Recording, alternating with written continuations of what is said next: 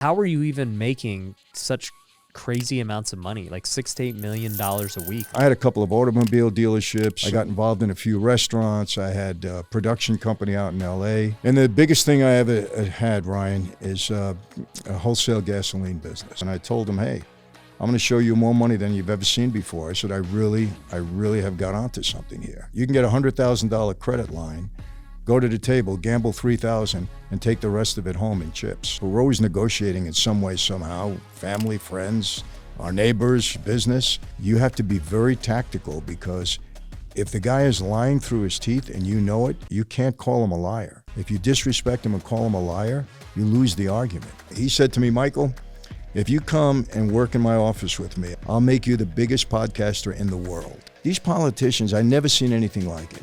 They lie to us every single day. On tape, on camera. Yeah. On camera. They don't even care anymore. Nancy Pelosi's worth like $100 million. No, she's worth more than that. She's worth, really, her and her husband, close to $500 million. And she made it all while she was in office at a $200,000 a year salary. All right, today's podcast, I've got a former mob boss who was making $6 to $8 million a week back in the 80s before eventually going to prison and coming back out. And I actually got to meet, well, not meet, but I saw him speak for the first time actually at my church maybe like 10 years ago at the Crossing here in Vegas. And it's kind of cool to come full circle holding an event together for our NFT communities. And I got Michael Franzese with me. What's up, man? How are you, Ryan? I didn't know you saw me 10 years ago. I know. It was a long time. Yeah, that's cool. Yeah. So I think a lot of people have maybe seen podcasts with you before, just about kind of your story and, what you did coming out of prison's been very remarkable too. But you want to dive into a little bit of your story? Yeah, I mean, just briefly, I think most people know, but my dad was the underboss of the Colombo family, one of the 5 New York Cosa Nostra families. And so he's a very prominent figure, very high profile during the 60s. And, we grew up in Brooklyn. And my dad originally didn't want this life for me. He wanted me to go to school, get an education, be a doctor, actually. But he got in some real trouble back in the 60s, indicted several times in the state of New York. He beat all of those cases. But then he was indicted in federal court for a very serious crime, got convicted, and sentenced to 50 years in prison. And my whole life changed when Dad went in 1970. I was 19 years old. And Joe Colombo was the boss of the family. He kind of took me under his wing, and I lost interest in school and really wanted to help my dad get out of prison, because 50 years was essentially a death sentence for him. He was 50 when he went in. So that's when life changed. My dad proposed me for membership in the Life, and in October of 1975, I became a made member, took the oath, and was in that life for about almost 25 years. And I was a soldier when I came in, then was appointed a capo regime, or captain, and became a major target of law enforcement myself. I was indicted actually 7 times. I had 2 federal racketeering cases. I went to trial 5 times. I beat all those cases. And but then things changed for me in 1984. I met a young woman who's now my wife of 38 years, and a whole transition started where I walked away from that life through some pretty rough conditions. Took a plea to a big racketeering case. I got a 10-year sentence. I had a $15 million restitution, $5 million in forfeitures. I had some assets at that time. And I went off to do my time. I did 8 years on the 10. And during that time, became a person of faith, Christian myself. That's why you saw me in the church. Yep. And life has been okay ever since. No complaints. Yeah. So what, you said you met your wife, 38 years ago. Mm-hmm. What part of that changed you? Ryan, it's a very difficult life. Unfortunately, one of the horrors of that life, your best friend walks you into a room if you make a mistake and you don't walk out again. And I had that experience. We all go through something like that in that life. But the real thing that got me, when I met this girl and I fell in love with her, the life is very destructive to families. I mean, my own family, not my wife and kids, but mother, father, brothers and sisters were devastated as a result of my dad's being in that life, going to prison. And every family of every member of that life I know met the same fate, every single one. So it's a tough life in that regard. And when I fell in love with her, I didn't want to put her through that. I said, either I'm going to be with her or I'm going to be in the life. And I chose her. Now, getting out of that life, there was a whole exit strategy that I had that didn't work initially. What was the original exit strategy? Well, I was taking a plea on that case. I married Camille. I moved out to the West Coast. And when I got out of prison, I'd have parole and probation, and you can't associate with anybody. It's a violation when you're on parole.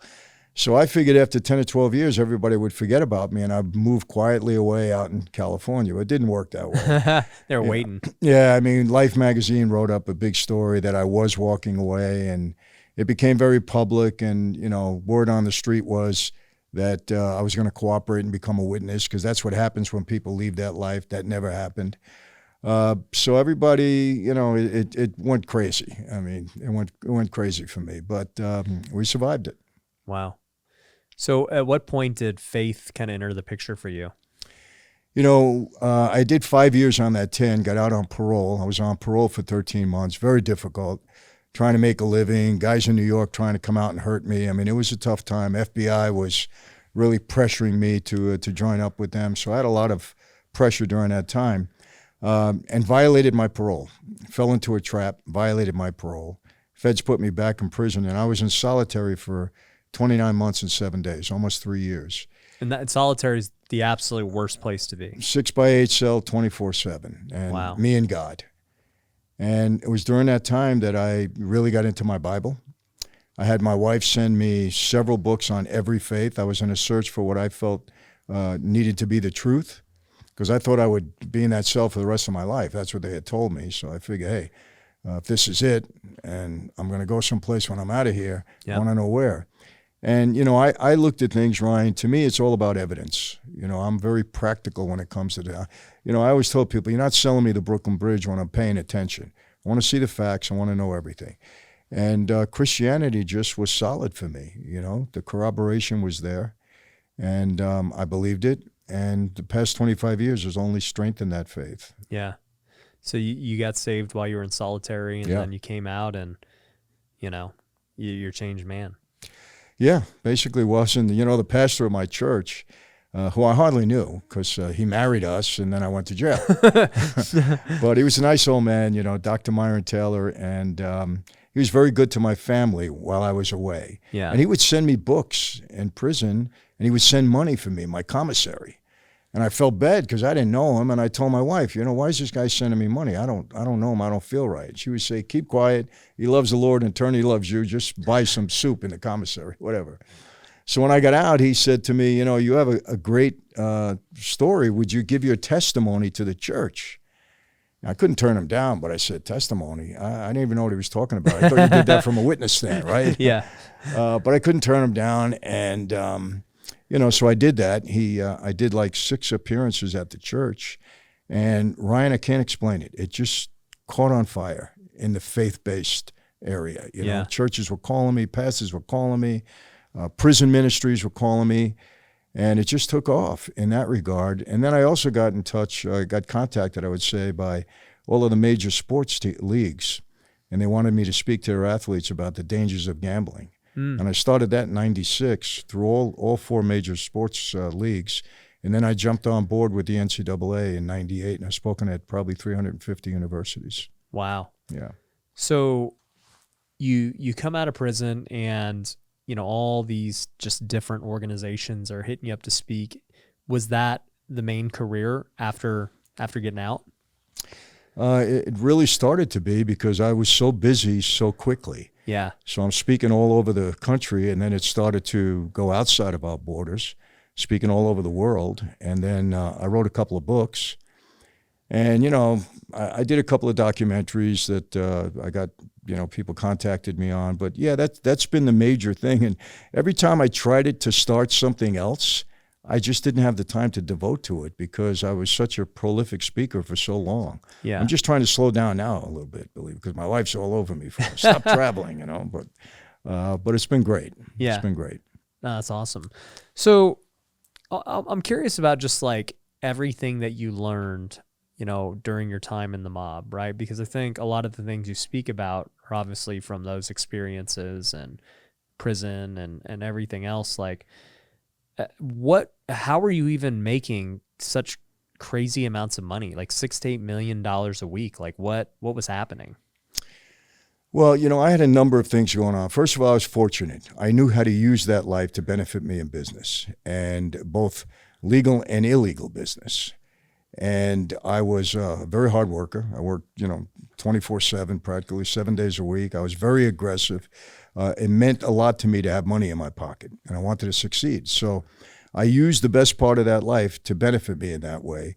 And I had a couple of automobile dealerships. I can get into the background on that. It's not necessary now, but I got involved in a few restaurants. I had a production company out in L.A. We were producing films at the time. I had a distribution company. And then, on the street side of it, I was lending a lot of money, loan sharking, shylocking. I would put it out at a point or two a week. I had a number of bookmakers that were working under me, so we were taking bets. And the biggest thing I ever had, Ryan, is a wholesale gasoline business. I got involved in that and ran it for about 7 or 8 years, close to 8 years. That's what I eventually went to prison for. What is wholesale gasoline? Well, the way I did it, we were wholesalers, but I figured out a way to defraud the government out of tax on every gallon of gasoline. It wasn't only me. It was me and a partner that really came up with the germ of an idea, and I was able to take it to a whole nother level. So how did it work? Well, initially taxes were collected on every gallon of gasoline at the gas station level. Right. So we acquired over 300 gas stations, and the government was archaic in their collection. You could hold them off in collecting for about 10 months. And then finally they would come down, with the stormtroopers and raid the gas station. Well, by that time we would just close up and move to another spot because their accounting and their identification wasn't very good, honestly. So we just kept to use a daisy chain of stations, and for 10 months, we're collecting the taxes and not paying them. But then the government got smart. They said, we're not collecting at the gas station level anymore. We're going to require you to be a wholesaler, and you're going to have to pay us on a monthly basis. Well, what they did, they advertised that they were changing the law for about a year. And during that time, we figured out how to get around that. And when they actually changed the law, we hurt them even more. It was better for us. And during that time, I had political connections to get the licenses. You had to be licensed. And I had 18 Panamanian companies that were licensed to collect the tax. And same deal. You had about 10 months where you were collecting taxes before the government would be able to come down and really come down on you. And we had a way of holding them off. It was pretty sophisticated. And when they came down to our office, we closed it up and we moved to another office and we had another license and we just kept going. Wow. So it was a daisy chain. Wow. But the numbers, we were selling 500 million gallons of gas a month, taking down between 25 to 40 cents a gallon, whatever the market would bear for us at that time. 20 to 40 cents was the tax, or was that okay? Yeah, at that time. It's a lot more now. But yeah. That's what it was then. That's crazy. So I guess my perception of just like the mob or anything, I'm like, oh, okay, they're probably just like selling drugs and other things. And you're like explaining like all these like normal businesses that are just making money in all these, both legal and illegal ways. Is that like basically what the mob, like it's different than the cartel as far as like how they make money? Yeah, just so you know, during my era, and I always get hit up for this, we were not allowed to get involved with drugs in any way. Okay. Obviously, we couldn't use them, but we couldn't sell them, deal with them, acquire them. If you did, you got killed. We were told that straight on. And I knew guys that did get killed for messing with drugs. So we weren't allowed to do it. Were some guys doing it on the sly and on a sneak? Well, yeah, they're street guys. But we weren't cartels. We weren't doing major business. The mafia in Italy, big drug dealers. We weren't involved with that. So you got to understand in life, Ryan, there's kind of two different divisions of mobsters. You got the racketeers, the guys that are earning money, and then you got the gangsters. Gangsters on the street that really couldn't earn. They didn't know how. They were just, street guys. And maybe they had a union job, no-show job, trying to do a little numbers business. But a lot of the kind of heavy work they would be required to do because they got to earn their keep in that life. In our family, we had 115 made guys that actually took the oath. Out of the 115, 20 of us were earners. We were bringing money into the family. And look, I don't care what organization it is. It's on the street, legit. Without money, nothing happens. You got to have money. So as a result of that, they tried to keep us from getting in trouble because we were supporting the family. Yeah, you guys were the money makers. Yeah, we were the money guys. 80-20 rule. Yeah, that's it. So, as a result of that, I don't want to say they protected us because, look, we were told to do something. We still had to do it, no question. But that's how it kind of worked out. And I was, in that category. Who's like calling the shots and all this? Like, were you directed to like, hey, go start a production company, go do this gas thing? Like, or was that like, hey, this is an idea we have, like, let's roll with it. And all the other 20 guys are going to do their own ideas. How was that? No, you brought in whatever deal that you had. Like when I came across the gas business, right? Anytime you come across anything illegally on the street, you had to put it on record with your boss because the boss he's the guy. He's the main guy. And when I came across the gas business, I went to see my boss at the time and I told him, hey, I'm going to show you more money than you've ever seen before. I said, I really have got onto something here. And I put it on record with him, and I explained to him what it was all about, and I went into business.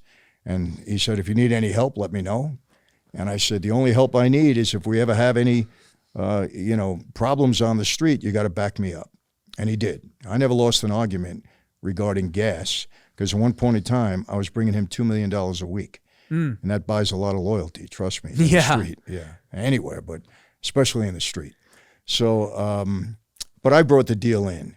Now, there were times when, he would come to me, hey, Mike, we got something, maybe you can handle this, But basically, I brought in my deals to them.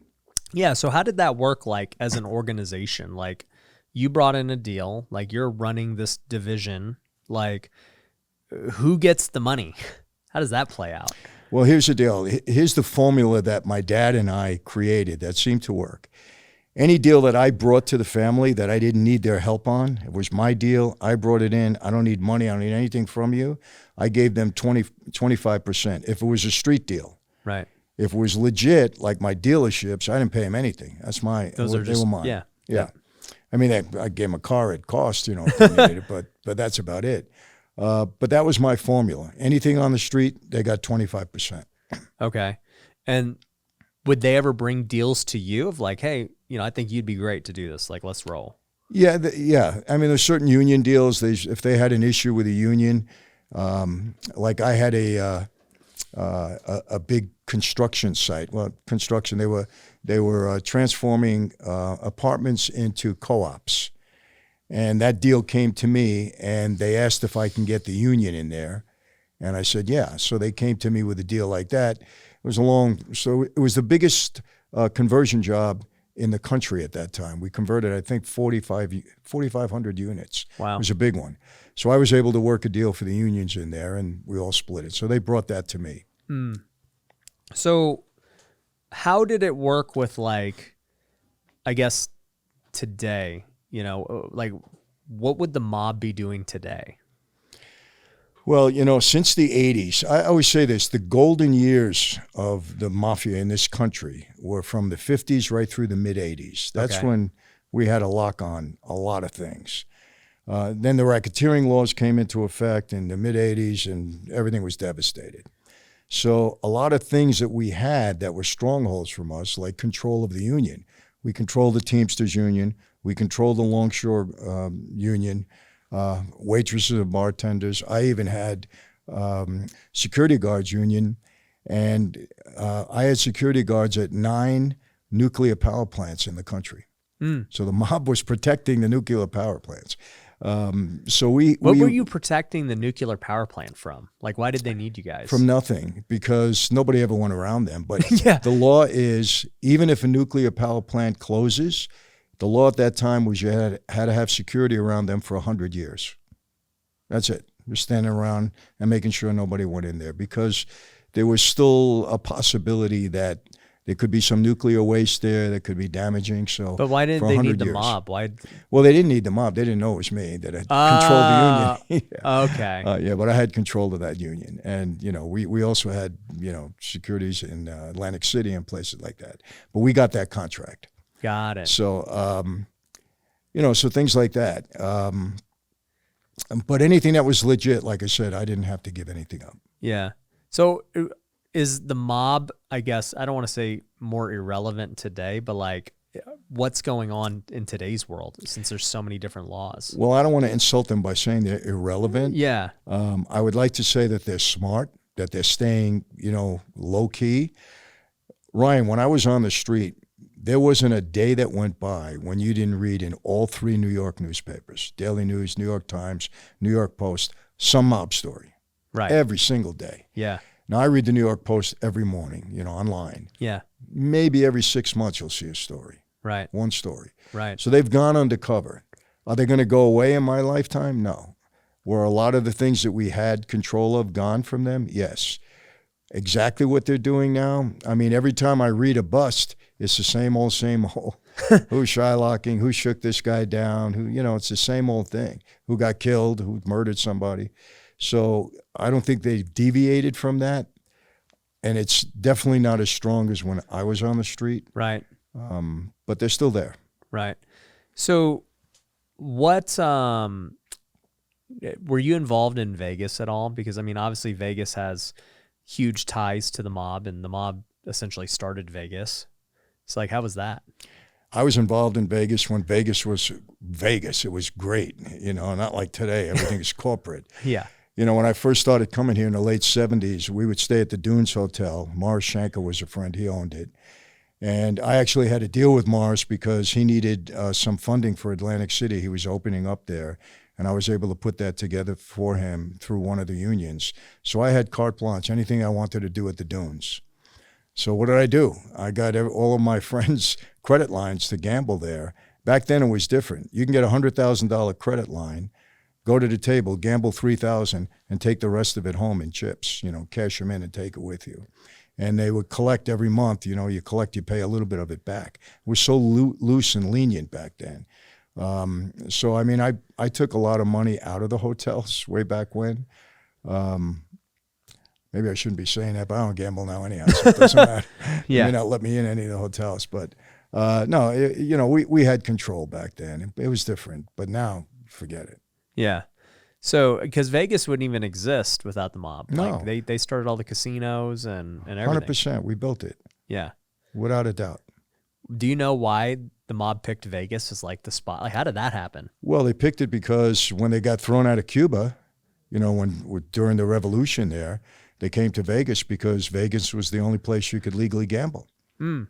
And the story with Bugsy Siegel, I mean, they had gambling before, but he was pretty much the innovator. He brought everybody out here and said, hey, we really got something here. We can build casinos, we can gamble legally like we were doing in Cuba. Mm. So that's how it started. So the mob was in Cuba. Yeah. But what nationality is most of the mob? All Italian. Yeah, you have to everyone's be Italian. That's what I Italian. thought. So, but they were just headquartered in Cuba because of gambling. Well, it was legal there. Yeah. Under Batista, he was the he was the Castro of his time. Right. And it was legal. So we had casinos in Havana. Wow. And then after the revolution, they threw everybody out, and we came here. Mm. WealthCon is coming to Hollywood. If you've ever been to any of my events, you know they're life-changing. We get the best speakers, we have the best venues, we have the best parties, after parties, and networking that you could imagine. I've met so many people who ended up becoming business partners of mine at my events. I've made great relationships, and the people who have attended have done the same. And so I want to see you at my next one in Hollywood, California, April 4th to the 6th. It's going to be absolutely incredible. We've got speakers like Chris Crone, Lewis House.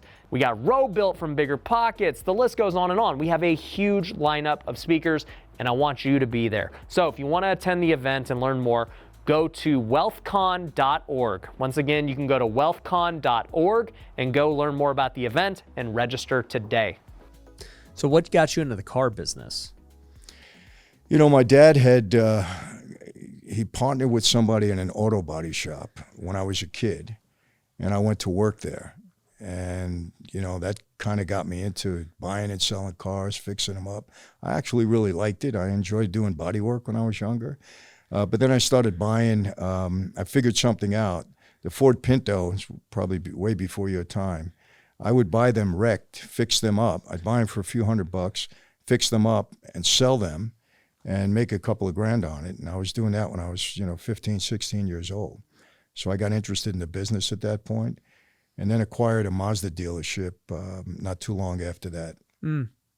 What made you you first were probably making money through the mob and all those ways, and then you're reinvesting that money into dealerships and all these different things, right? Mm-hmm. And was that just like a typical playbook for, one of those 20 guys who were really bringing in the dough? Yeah, I would think so. I mean, a lot of guys had legitimate businesses going of those 20. Yeah. So, yeah, I mean, I don't know exactly what they were doing, but restaurants, I mean, Paul Castellano, who was the boss of Gambino family at one time, he had major businesses going. He was big in the poultry business.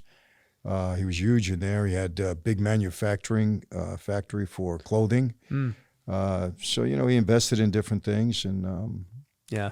Look, my dad always told me, Michael, the way to go is legit. It's when you're making this money on the street, legitimate investments are the way to go. Unfortunately for me, when I got locked up, I had to surrender a lot of my assets at that time and sold off a lot because I knew the government, under the RICO statute, they were trying to take everything I got. Mm-hmm. So I sold 2 of my dealerships at the time. I had a couple of homes. I sold them. I hold some property that I had in Brooklyn that I had bought. So I got rid of a lot of things so the government couldn't take them. Mm. That's cool. So, you come out of prison. Obviously you're reformed. You're trying to get out of that life, and obviously you're still getting all this notoriety and everything. Mm-hmm. Somebody was telling me that you're one of the only people still alive who's not in jail from that era, or maybe even the only one alive. Well, Fortune magazine wrote a huge article in 1986 or 87, and it was the 50 biggest and most powerful mob bosses in the country, and it was probably half the magazine. Huge article, and they featured 6 of us. I was one of the 6 that they featured out of the 50, and they had a chart with the 50 of us on there according to rank and wealth and power, and I was number 18 on the list. I was the youngest guy on the list, and today, out of that list of 50, 48 of them are dead. Mm. Number 49 is in prison, and I'm the only one alive and free. Why do you think that is? I think, number one answer, God, as you know, had a different plan and a purpose for my life. Yeah. And number 2, when I left that life, Ryan, I knew the life intimately well. I knew what the guys would do or I knew what they wouldn't do to come after me. So I was very disciplined in how I lived and structured my life because I never sold them short. My former associates are very capable, but a lot of things broke for me. I moved out to California. I didn't walk my dog at the same time every morning. I didn't go to the same restaurant. I didn't go to clubs because I knew places that were bad for me. I didn't create patterns in my life in case somebody was looking for me. But also, the guys were having a lot of trouble on their own. Giuliani, the commission case, my boss got locked up for life. He was the one that had it in for me when I walked away. Took it very personal because we were close. Yeah. So, guys started to have their own problems. I never hurt anybody. They knew I wasn't testifying. So the heat kind of came off for a while. And then I just outlasted everybody. That was it. How was it like, those years? I mean, how stressful was it, like, always looking over your shoulder? Do you still, like, deal with that today? It's kind of crazy, and I don't know why. I never was, like, always looking over my shoulder. Mm-hmm. I guess because I was cautious in the way I lived my life at that time. So I didn't live in constant fear. Yeah. I'll give you a funny thing. I went to a doctor about a year ago, my annual. And I had something where my beard you lose your beard a little bit. I forget what it's called. It came back. It's temporary, right? Mm. So he says, that normally happens when you're stressed out. He said, are you stressed out? I said, hey, doc, I don't even know what stress is. I've lived a certain way I've had the same thing my whole life. So I don't know what that is, but maybe, I don't know. And I say the same thing now. It's not looking over my shoulder all the time. I'm just cautious about it. But I don't worry about it. I'm 71 years old now. So, Yeah. I mean, They would have did it by now. yeah, I mean, look, I run into the same issue that anybody that's in the public eye. I mean, look, I get death threats 2 or 3 times a week. Really? Oh, yeah, online. They identify themselves with the death threat. I mean, silly people. And if I ever answer them, I tell them, well, now that I know who you are, thanks for the warning, and I know how to deal with you, and maybe I'll come after you now. And then you never hear from them again. That's it. But yeah, I mean, because of my past and, but I don't worry about it. And if I think I have to take something seriously, I will, but I don't worry about it. Yeah. So what do you think are some of the biggest things now? You're talking on stage a lot and you're speaking to teams. Like what are the principles you're teaching them? Well, I talk to them about leadership. I talk to them about negotiation, something that I did every day of my life. Yeah. And what we all do every day of our lives, we don't realize it, but we're always negotiating in some way, somehow, family, friends, our neighbors, business. And I told them what I consider to be the art of negotiation, which, we'll talk about another time, and just my business principles that I think worked for me and those that didn't work for me. Any failures that I have, I never looked at it as a failure. I always looked at it as motivation to do better the next time. Or for me, the way I view things now, I've got a big deal going with a very high-profile guy right now. Okay. Everybody's excited about it. And my attitude is, if it's meant to be, it's going to happen. And if not, you move on. You go to the next thing. So that's kind of how I look at things. And, I've been fairly successful, so it's worked for me. Yeah. And I tell everybody, kind of have that attitude. It really works. But you got to work hard at what you want, don't get me wrong. And, one thing I tell people, Ryan, that they don't understand is, when you have a product, I get asked this all the time, like, what's the best presentation? I said, well, first of all, the best presentation, you always remember this. You're the first product. You're the offer. Yeah. When you walk in the room, you have to make sure that people are taking to you and they want to hear whatever it is you have to sell. So your first thing is, how do you present yourself personally? Mm-hmm. It's important. And that's worked for me. Networking has been a big part of my life. Just getting people to like me and know them and, just associate. I've built my speaking. I have never advertised or marketed myself at all. Never, as far as a speaker. It's all been word of mouth. Wow. But I get friendly with everybody I know. I make them feel at home. Not a prima donna, that kind of a thing. And it really works. Yeah. So what would you say are some keys to leadership that, a lot of entrepreneurs listen, a lot of investors and business owners and everyone, like, what does it take to become a great leader? Ryan, a leader, there's a difference between a boss, a supervisor, and a leader. Mm-hmm. Now, all three of them, a supervisor and a boss can be a leader, but not necessarily. I tell people, you're only a leader, a true leader, when people willingly want to follow you. When you inspire them, when you motivate them, when they want to be on your team, when they'll go into the trenches with you, and you can use that in any forum. So the first thing you have to do is hone those qualities of leadership, you personally. Because once you do that, you can get people to buy into whatever it is you're selling, you're advocating to them. Right. And that's what's worked for me. I'll give you an example. When I was on the street, I told my guys, I had a big crew, and I said to them, look, if you want to be a made guy, because a lot of guys on the street, the biggest thing in the world for them is to get that button and become a made guy, like me. I said, if you want to be a made guy, this is not the crew for you to be in. I'm not going to propose any one of you, because, you can't just go up to somebody and say, I'd like to join you. How do I do that? Mm-hmm. Somebody has to propose you, and you got to go through a process. I said, I'm not going to do that for any of you. Okay. I said, so if that's what you want, you're dismissed. Leave. I said, but if you want to make money, this is the place to be, because I'm going to make every one of you good earners. And they all stayed, because at the end of the day, it's a lot of people want to make money. I said, because if you think you're going to go into that life and somebody's going to be throwing money at you, no. Right.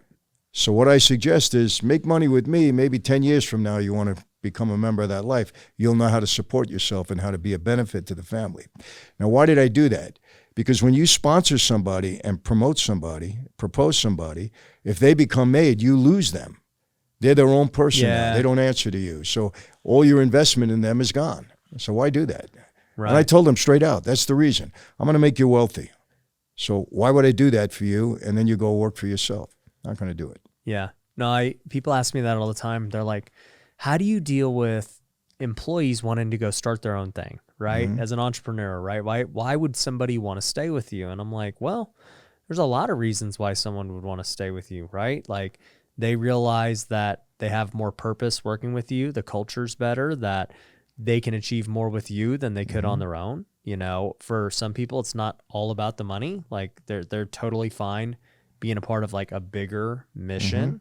You know, they just love where they work, and, you know, not everyone's meant to go be an entrepreneur. Exactly. You know, and so, and if there is somebody who you think that like, oh, this person, they're just here to like learn for a year and then bounce. I mean, we're pretty good at identifying them and not hiring them. Mm-hmm. So, Exactly. Yeah. Exactly. And, you know, I tell people all the time, and this is not insulting or demeaning, you're just not meant to be in your own business. You're a better worker. Yeah. You're doing a great job. You're a benefit to the company. You're going to make a lot of money in the position you're in. Why go start a business that maybe you're not qualified to deal with? And I say it, I'm not demeaning you. I'm actually praising you for what you do. And I'm telling you, stick with it. Even if you don't do it for me, Right. Stick with it, because this is where you're going to succeed. And they accept it well. Yeah. No, 100%. I mean, like I said, a lot of entrepreneurs listen to this. So, you know, most of them are of the mindset of, hey, I want to do my own thing. But there's a lot of people who are just normal W-2 workers who are great at what they do, and they have fun doing it. It's like, yeah, you know, you don't need to start a business. You can make good money and start investing and doing other things. Exactly. So what do you think about negotiation? You talk a lot about that. Obviously, you were negotiating lots of different things to get off of cases, to negotiate new deals, to buy businesses. Like, what are you doing? You know, Ryan, even deeper than that, you know, on the street, the guys, you know, I was a captain and I had a lot of guys under me, and a lot of them, you know, they get themselves in trouble. They do silly things, and, you know, sometimes you're negotiating for somebody's life, and it's serious, and you're negotiating against somebody on the other side of the table that knows the score also. And they were very serious. So you had to be well prepared. And you had to be able to sometimes outsmart the person on the other side of the room, because, you know, one of the, I don't say it's a drawback, it's actually good, is that when you're negotiating or sitting down with another made guy, you have to be very tactical, because if the guy is lying through his teeth and you know it, you can't call him a liar. If you disrespect him and call him a liar, you lose the argument. So what does that do? That teaches you how to win this argument without getting nasty or down and dirty. I mean, you could show that you're upset, but you can't be disrespectful in any way. And so somebody's lying and saying things that are not true. How do you get around it? Obviously, can't explain it all, but you got to know the person you're dealing with. You got to kind of read the room, try to, you know, understand, because normally you have somebody that's the arbiter there. If it's your boss, you really got to know the situation when you get in. So that's a serious thing, you know. Look, my most serious negotiations, I've negotiated every day of my life, where number one, John Gotti was a tough guy to negotiate with. And the federal government, when I negotiated my plea, it was difficult, to get where I got. So, look, it's a skill that I developed, just, understanding what I wanted when I went in, what I would settle for, and what I wouldn't settle for. Because sometimes in a negotiation, you're not going to come with an outcome at that point. Maybe you come back for another day. You have to know when to do that. So, I mean, I'm gonna get into that a lot with the people in our community, our mob ties community. I'll get into detail with them and hopefully give them some pointers I know that'll help. But it's a big part of life. Negotiation is a big part of your life. Yeah. So let's talk about that with mob ties and NFTs. So I've got 10 mob ties NFTs supporting the project. What made you want to get into the NFT space?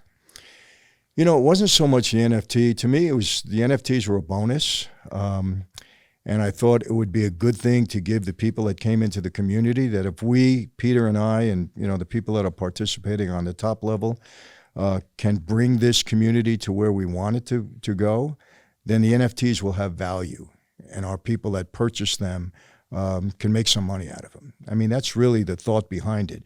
It was more of our desire to help people, make them better in every aspect of their lives. Yeah.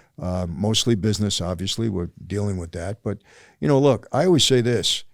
You're going to run your business. Your personal life has a tremendous impact on your business. You look at somebody's personal life at times, you can tell what kind of business person they're going to be. So everything has to be in order. And I think that we're qualified and certainly motivated to give our people that knowledge.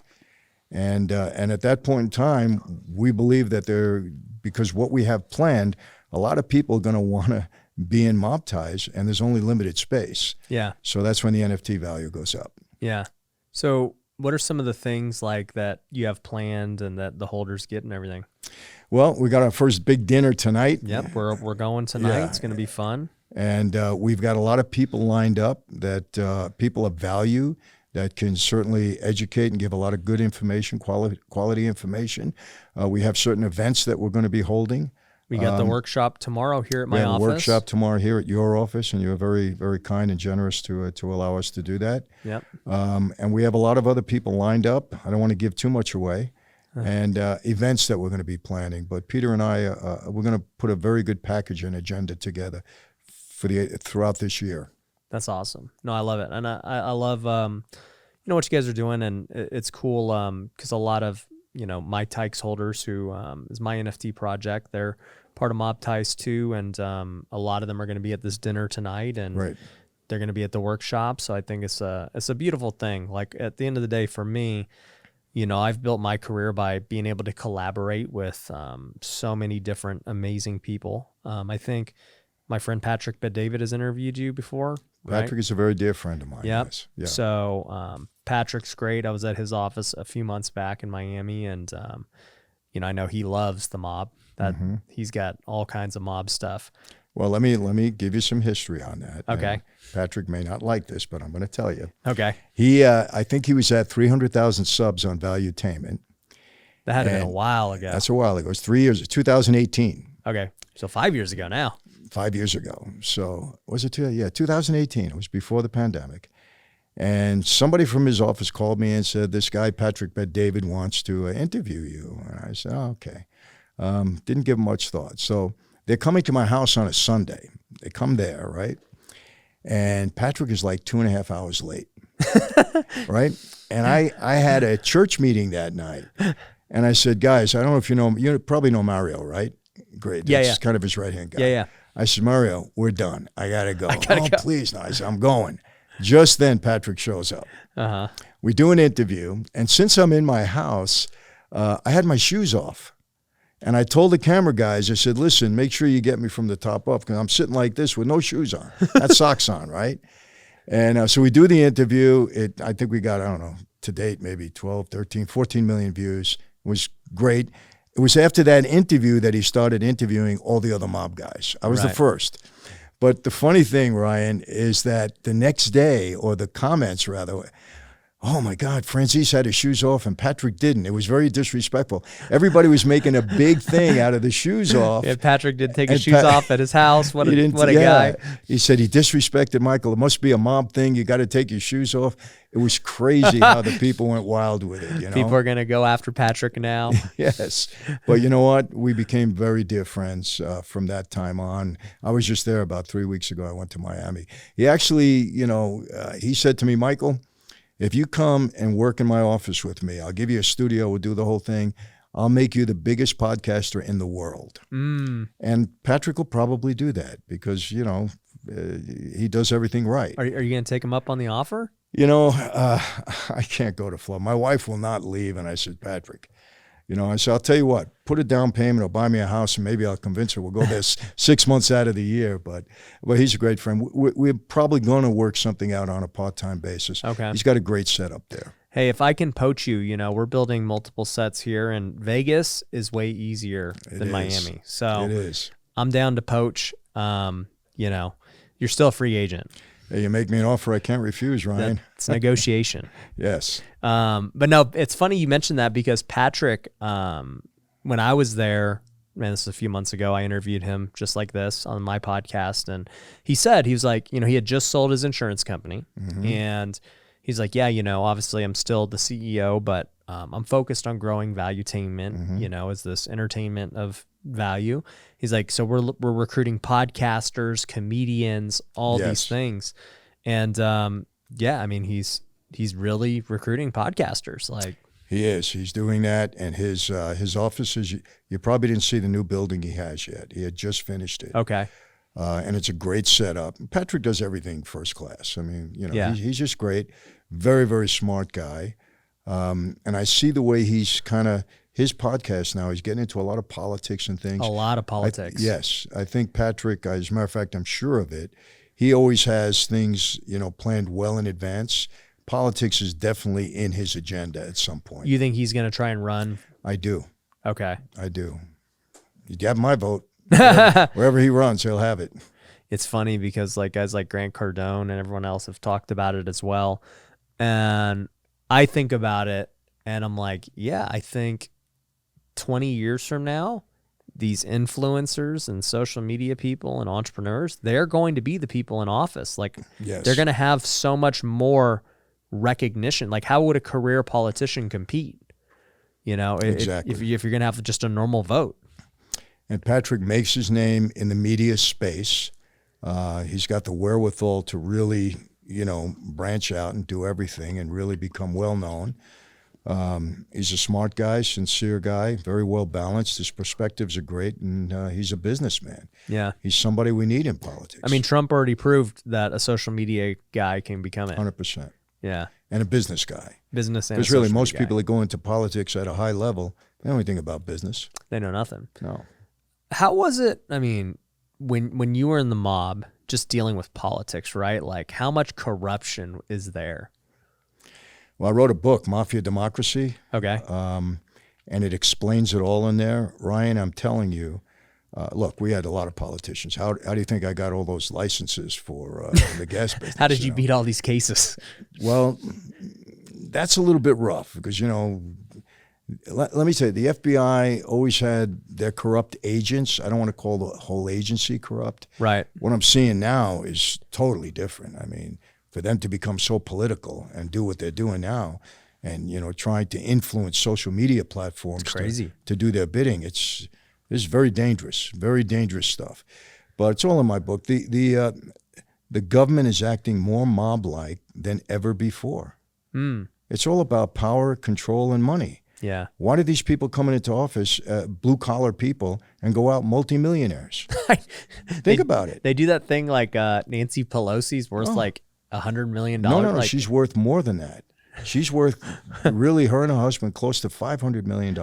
How? Yeah. And she made it all while she was in office at a $200,000 a year salary. Figure it out. Yeah, figure it out. It's right? crazy. That's not why we send them to office. Why do you think they never want to leave? I mean, you know, I spoke to the Senate staff. No wonder Patrick wants to go in the office. That's the next step. Well, he doesn't need the money. That's a good thing. But I think he would really want to make a difference, Patrick. No, he would. I really mean 1,000%. You know, but I went and I got a tour of everything. They gave me a tour when I was at the Senate building. I forget what building it was, whatever they call it. But you got to see the perks. They don't even have to walk outside in the rain. They got underground tunnels. They got trains to take them everywhere, the best kind of food, cigar. They don't want to leave once they get in office at all. You know? They're living it up. Yeah, and it's not because they're doing such great things for us, you know? They're doing it for themselves. That's crazy.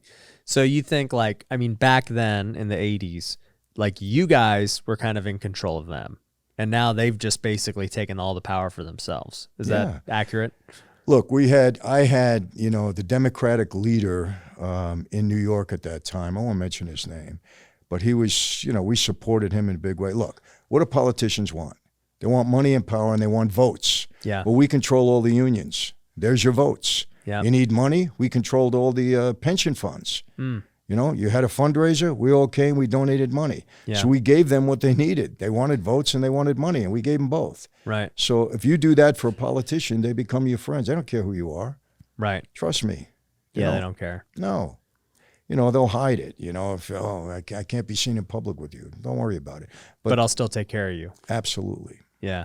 It reminds me of when all that crypto stuff went down with, dang, I'm drawing a blank, FTX. Yes. Yeah.